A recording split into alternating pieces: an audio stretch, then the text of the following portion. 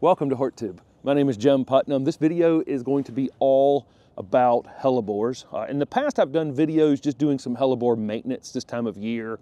We're right here at the beginning of February as I'm shooting this, and typically we would have gone through here and cleaned up the foliage on the bottom of our hellebores at this point, cut it back into the middle of the plant before they actually start blooming. We're out of town for a while, so they're overlapping a bit, and I thought I'd take the opportunity just to talk a little more detail about hellebores overall. So this plant has a lot of common names. You'll hear it called Lenton Rose, Christmas Rose, Winter Rose. There are not roses at all. Another one of those confusing common name things that we say that then end up confusing folks overall. They are in the ranunculus family, not in the rose family at all. They do have, interestingly, 5 petals. And you'll see things in the rose family, we'll have, 5 sets of 5 petals like this. Then we'll see this one's a single flower, meaning there's 5 individual petals. And then the really interesting flower parts in the middle of it. We're shooting this on a 30-degree morning, and part of that is being done on purpose because these are so incredibly cold hardy that you can see it's kind of melted over a bit on a night below freezing, but by middle of the day they'll be standing up absolutely big and tall. What you're seeing here is the result of a lot of work. This is Ice and Roses Red. There's a series called Ice and Roses, and this has been a lot of work by human beings to make hellebores look like this. There are about 20 species in this genus, Hellebores. And humans have taken a lot of those and combined them together into hybrids, and this is one of the hybrids right here. And then there's some species that we'll recognize as well, and we'll talk about a couple of those in the garden. They typically have nodding flowers, meaning the flowers face down toward the ground, like these are doing this morning in the because of the cold. But as these actually stand up, we can actually see the flowers on these now. So a lot of work has been done to take the flower, which was pointing straight down, where we really couldn't see them all that well in the actual, the beauty of this flower all that well, and now they're standing up big and tall. Well, I will go through here and prune this foliage back into the plant. So once a year, we'll take these old tattered leaves from last year and we'll just track them all the way. It's easier to do this earlier in the season, but we'll take all of these leaves that are around it, and what that does is it allows the flowers to really be the showy part of the plant and not this old foliage that's tattered and old from last year. After it finishes flowering, it'll flower for a long time, it'll put out new foliage, and that foliage will look great during the growing season. These are evergreen in our area, but they're not evergreen for everyone. Most all hellebores are going to be reliably hardy in zones 5 to 8, and then definitely worth a try probably. Some of them are as hardy as zone 3, I'll see. I've never lived in zone 3, so I don't know that. And then down to zone 9. So they're worth a try for almost everybody watching. The spot that this one is in a lot of winter sun. Meaning that during the summertime, this is actually a shady space. My neighbor's maple will leaf out. This lilac will leaf out. Everything around it will leaf out, and it'll be in quite a bit of shade during the summertime, but it'll take a lot of winter sun. So these are part shade to shade plants, but really would prefer this winter sun to put on this big show that this one's doing right now. This variety is interesting. This one's called Sparkling Diamond, and it's kind of a semi-double or double flower. I showed, on the Ice and Roses over there, where you just have the basic 5 petals, which is pretty much the case with most hellebores that you would have bought in the past. And now we see singles, semi-doubles like this one. You'll see full doubles, picotee flowers, anemone type flowers, where you'll see the 5 petals on the outside, and then some like a tight cluster of petals toward the middle. So all kinds of interesting flower arrangements. They tend again to be nodding, or the flower facing down. These are facing down because it's so cold this morning. But this one actually stands up pretty big and tall. Not completely upright. This one's called Sparkling Diamond. One of our absolute favorites, probably the longest blooming hellebore in this garden. This is early February, you're starting to see the first of these flowers open. And last year, this one was probably blooming without, I think it was in a video well into May. This one was still blooming, and the other ones had long since finished. Again, we didn't go through here and clean these up. And when I go around and take these old leaves off, it really allows for these flowers to be the center of them. So hellebores are going to be blooming from sometime in late winter into early spring, typically. So it's a period of time where you can have something flowering in the garden that's interesting in the garden. It's also pretty reliably evergreen in my area until I take the foliage off like that. And flower at a time when nothing else is flowering. A lot of people say this is good nectar for pollinators, and there's just not typically a lot of pollinators out when these are in bloom, but I guess it's possible if you're in some area where they're blooming a little bit later because the winter is holding them off, that maybe they're interesting. A lot of lure with these plants. These are considered poisonous, or they are poisonous, and there's a lot of lure around that. I know there was some sort of Greek battle where they poisoned the city's water with them, and interesting lure around religion and old empires using hellebores for various things. It's interesting to read about, but they're absolutely one of my all-time favorite plants. I love plants that bloom in the wintertime. I love plants that bloom unexpectedly. I love plants that will put on a show. Here it is. It just kind of curled up a bit on a 30-degree night, 29-degree night. But by the middle of the afternoon, it'll be 50 degrees out here, and these will be showing off right here in the middle of winter. We have a lot of hellebores in this garden. We've been up to Pine Knot Farms. They have an open house this time of year for several weekends when the hellebores are in bloom, and they sell some of them in tiny little pots, and actually some 6-packs, and we've bought a few of those over the years. They're pretty slow growing, and so it takes a long time from a little teeny tiny pot to get any size out of them. Back to kind of the flowers, I didn't really talk about the flower colors. So there's a very wide range of flower colors now. It used to be that it was just mostly kind of pinkish, pinkish colors, a lot of pastels, and now we're seeing almost reds. The one in the front garden, kind of purplish colors. This one is almost black. It's actually called Blue Diamond, but it's almost black. It's got blue in it, but there are certain, when I look at it, sometimes as those flowers age, they're almost black.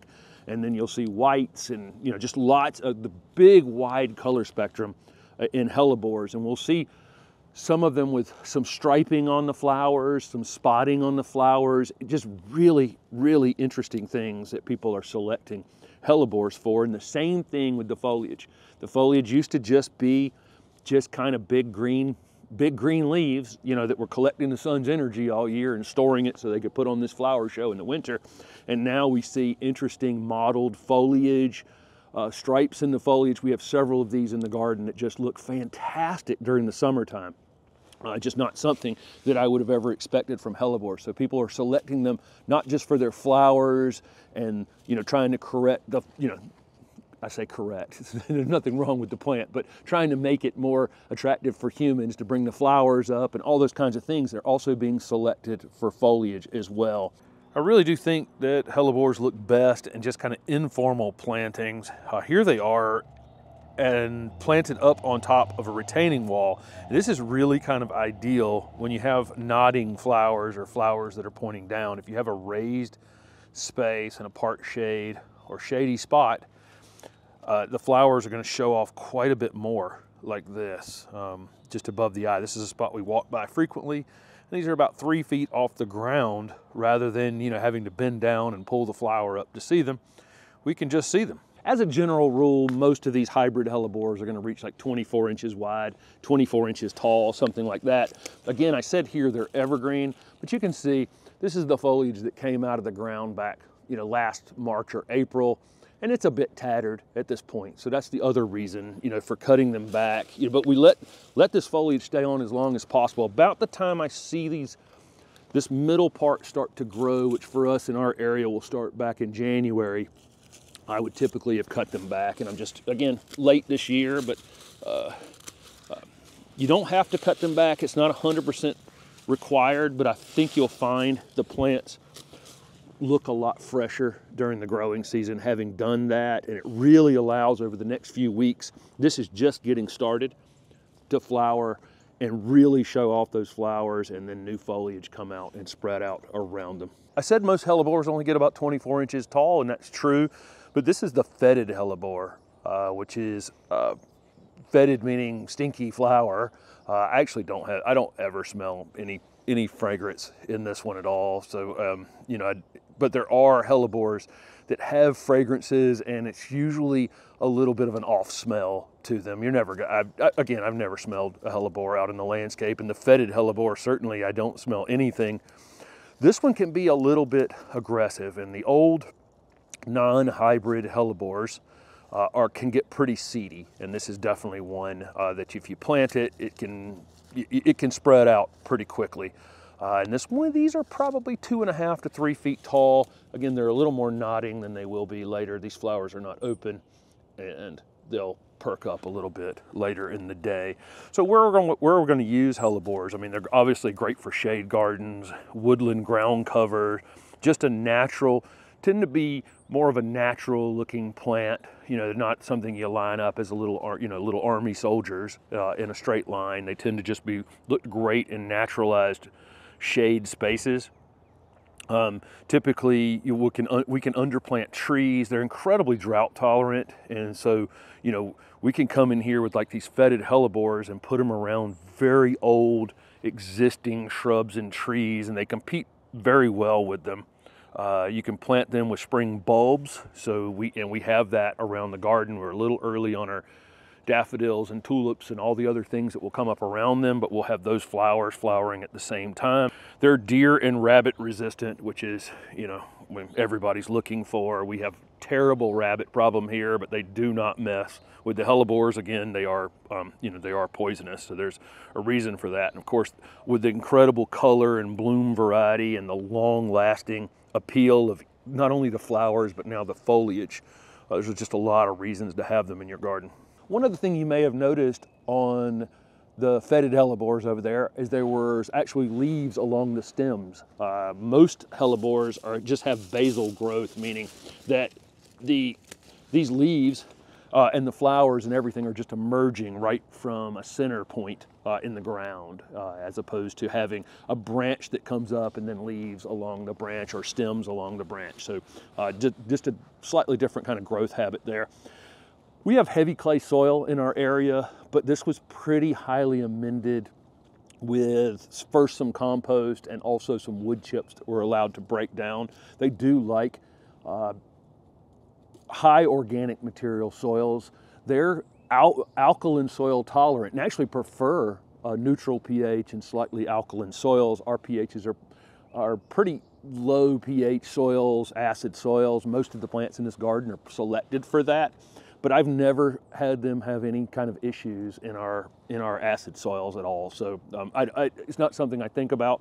And we're mulching in the next few weeks, and I kind of like that these flowers are up because it will prevent me from burying this thing in any way, shape, or form. So I'll just get mulch right up to the edge of these flowers. Again, will be standing up, and I can mulch right up to the edge of this, and that's it. I don't want to put any on the crown of the plant at all, and that's pretty much it. Again, high organic material. They're incredibly tolerant of dry soils, but when I say that, I don't want you to think you can go and throw one of these in the ground next to a maple tree in your front yard and then it's not going to ever need any water. You're definitely going to need to get it some period of time watering it after it's planted to make sure that it can get rooted into the ground. Once it does, it's just absolutely amazing. I've been to gardens where, you know, some of the old varieties have been allowed to come to seed and just spread throughout a forested area, and they're just absolutely competing with anything that's out there, which is kind of nice. There's not a lot of shade tolerant ground cover plants that will that are really up to the battle against things like maples and oaks and things like that. So maintenance wise, you know, what I'm thinking here is I want to fertilize them once a year, and that's what I do. We will fertilize in a few weeks. We'll have a video going up on fertilizing. I fertilize once a year in the late winter or mid to late winter, and that's it with an organic fertilizer.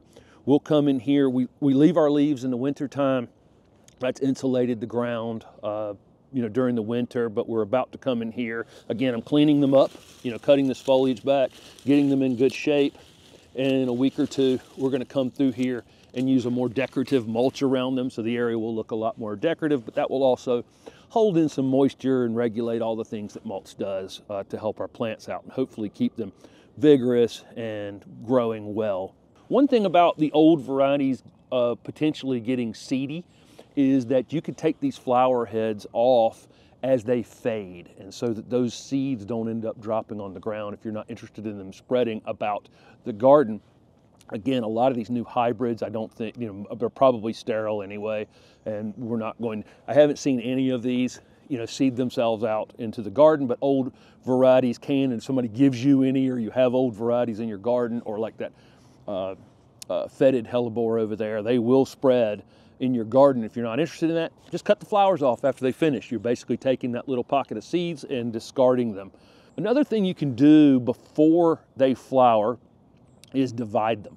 And so earlier, if we backed the clock up, I could have popped this out of the ground. These are too young to do that, but once they get some real size on them, they can be divided. So they can be popped out of the ground, divided, replanted. You'll probably lose some flowers on them that first year. It's a setback.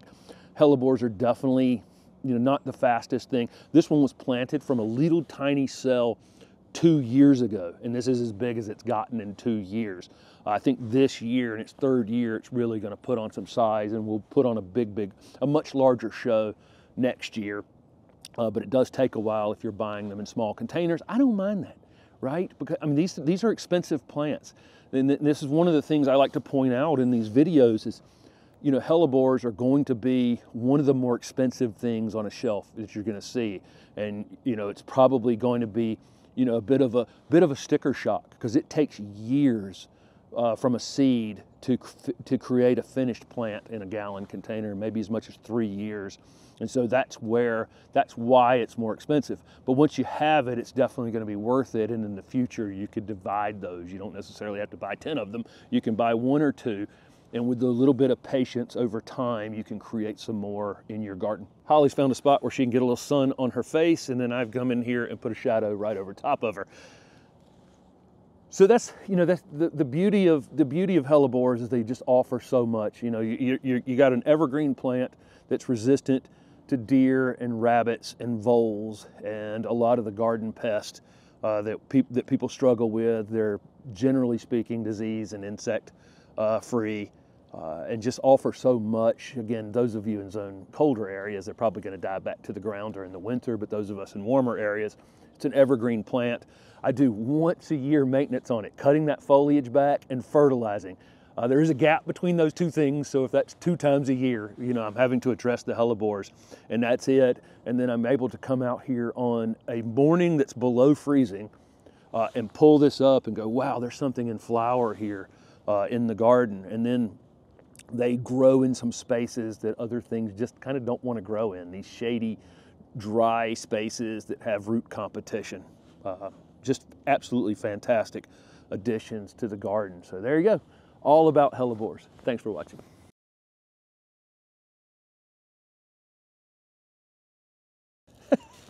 Now you're gonna block the whole plant, you Cooper. You can't block the whole plant, all right? We're talking about hellebores, you're standing on it. You can't do that. Okay, come here. All right, come on. No, that's not it. That is definitely not it.